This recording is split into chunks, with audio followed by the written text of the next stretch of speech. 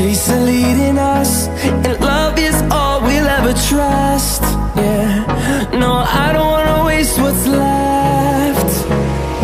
જય શ્રી કૃષ્ણ, કેમ છો બધા? મજામાં? શિલ્પા કી ગુજરાતી રસોઈમાં હું સ્વાગત કરું છું. આજે હું નવી રેસીપી સાથે આવી ગઈ છું.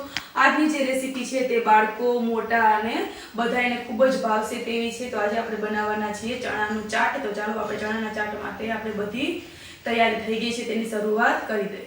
આપણે આ ચણાના ચાટ માટે આપણે એક બાઉલ ચણા છે અને બીજા બટેટા છે 7-8 નંગ, જે મારે શાકમાં પણ ઉપયોગ કરવાના છે. એટલા માટે હવે આપણે આને પહેલા બાફવા મૂકી દઈએ. આપણે ગેસ ચાલુ કરી દઈએ અને આમાં 2 વિસલ વગાડી લઈએ.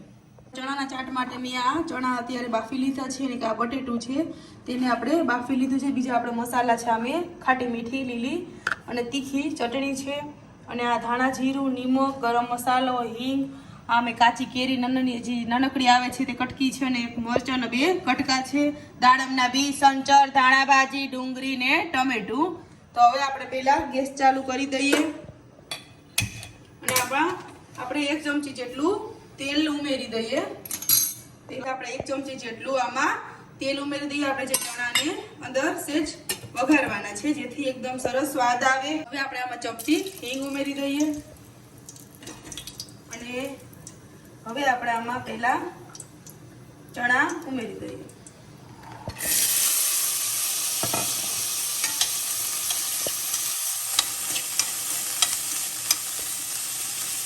હવે આપણે બધાએ મસાલા એડ કરી દઈએ આમાં. તમે બાફીને વઘાર્યા વિના એ પણ કરી શકો, પણ વઘારી પછી મસાલા એકદમ આમાં સરસ ચડિયાતા એવા સરસ ભળી જાય એટલે બહુ જ ભાવે. તમારા ઘરમાં આવી રીતના ખવાય છે. હવે આપણે આમાં બધાય મસાલા એડ કરીશું. ધાણા જીરું ઉમેરીશું, સ્વાદ અનુસાર આપણે નિમક ઉમેરીશું અને અડધી ચમચી જેટલું આપણે આમાં સંચર ઉમેરીશું. સંચરનો સ્વાદ ચાટમાં ખૂબ જ સરસ લાગે છે. અને જે 2 મરચાં છે તે આપણે આમાં અત્યારે વઘારવામાં એડ કરી દીધા છે. પછી આપણે એવું લાગે તીખાશ બેસી જાય પછી આપણે કાઢવા હોય તો કાઢી શકીએ, બાળકોને ના ભાવતા હોય તો. હવે આપણે આને થોડીક વાર આવી રીતના ચડવા દઈશું. હવે આપણે ઉપરથી ગરમ મસાલો એડ કરીશું, અડધી ચમચી જેટલો. પોણી ચમચી જેટલી ચટણી ઉમેરીશું. હવે આપણા ચણા છે તે ગેસ બંધ કરી દઈશું. હવે સરસ થઈ ગયા છે. હવે આપણે આને 5 મિનિટ ઠંડા થવા દઈએ, પછી આપણે આને બાઉલમાં કાઢી લઈશું. ચાટ તૈયાર કરીએ.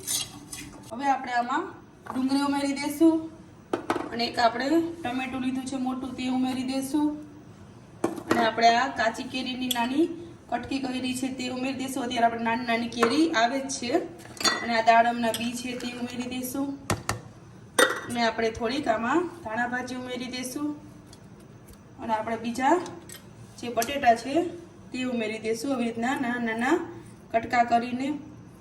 આ ચાટ ખૂબ જ સ્વાદમાં સરસ લાગે છે અને બાળકોને તો ખૂબ જ ફેવરિટ હોય છે. અને જ્યારે આપણે નાની ભૂખ લાગે ત્યારે આવું કંઈક બાળકને દે તો ખૂબ જ સારું, ટેસ્ટી અને આ પ્રોટીનથી ભરપૂર છે ચણા. હવે આપણે આમાં 1 ચમચી જેટલી ખાટી મીઠી અને તીખી ચટણી છે તે આમાં એડ કરી દઈએ. આમાં તીખાશનું પ્રમાણ વધારે હોય છે એટલે આપણે ચટણી ઉમેરીએ છીએ અને ખાટાશમાં તો આપણે આમાં કેરી ઉમેરી છે એટલે એકદમ સરસ લાગે સ્વાદમાં. તો આપણું આ ચાટ બની ગયું છે. હવે આપણે આ ધાણા ભાજી છે તે બધી એડ કરી દઈએ. ઉપરથી આપણે કોઈ તીખાશ કે વધારે ખાતા હોય તો ચટણી કે તમે ઉમેરી શકો.